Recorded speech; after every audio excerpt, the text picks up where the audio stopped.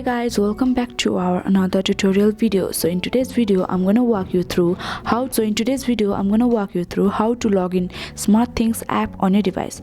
So as we know that SmartThings helps us to connect, monitor and control multiple smart home devices quicker and easier. To log in the SmartThings on your device, first thing you need to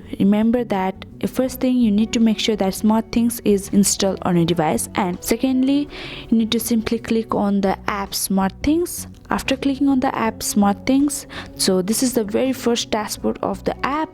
So at the very top right you can see the option sign in. After clicking on the option sign in, this is the very first home page of app. After clicking on the sign in, you can simply click on the email which is written, and after clicking your email, after entering your email, after clicking on the email, you can also see just below the email there is the option remember my ID. You can also click on that to make sure, and after this you can simply go to the next, which is highlighted in color blue. After entering on next, you can easily log into your SmartThings app. So this is how you can log in SmartThings on your device, and hope this video helped you.